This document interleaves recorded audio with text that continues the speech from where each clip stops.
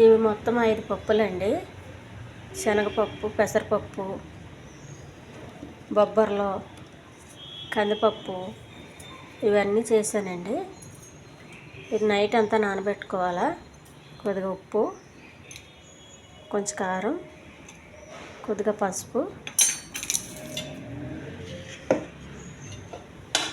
ఇది గంగబాయిల ఆకండి, గంగబాయిల కూర ఇది.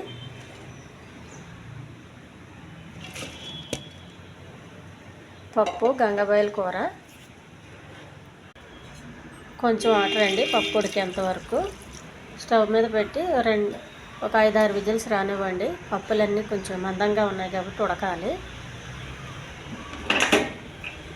ఈ ఆకు పుల్లగా ఉంటుంది కాబట్టి ఎక్కువ చింతపండు కానీ టమాటా కానీ వేయొద్దు. మీకు ఇంకా పులుపు కావాలంటే వేసుకోండి. స్టవ్ మీద పెట్టానండి.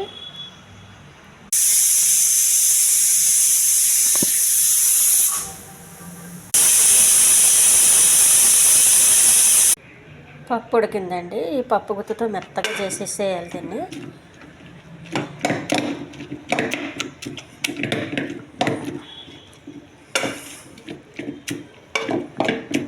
కొంచెం ఒక్కో పప్పు గట్టిగా ఉంటుందండి. పప్పు ఇలా మెత్తగా అయిపోయిందండి. పప్పులో కొద్దిగా వాటర్ వచ్చింది చూడండి. వాటర్ కొద్దిగా వేసుకోవాలి. మనకు పలుచగా కావాలంటే ఎక్కువ వేయండి. పలుచగా వద్దు అనుకుంటే కొద్దిగా తక్కువ వేసుకోవాలి.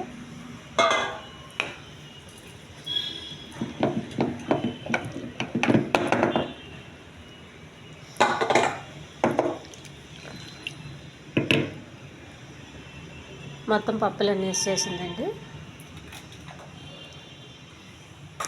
తాలింపు గిన్నె పెట్టుకున్నాను.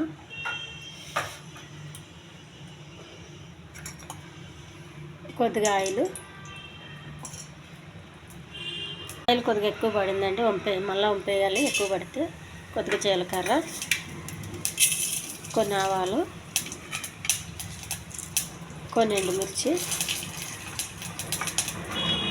కొద్దిగా కరివేపాకు, కొన్ని ఉల్లిపాయలు. తాలింపు రెడీ అయ్యిందండి. ముందుగా చేసి పెట్టుకునే పప్పు.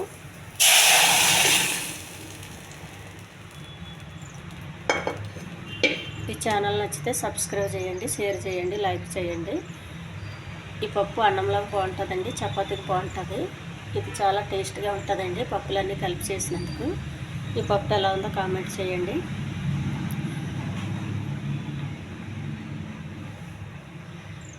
ఈ పప్పుకి రెడ్ రైస్కి అయితే చాలా రుచిగా ఉంటుందండి. రెడ్ రైస్కి, బ్రౌన్ రైస్కి, వైట్ రైస్కి కూడా బాగానే ఉంటుంది.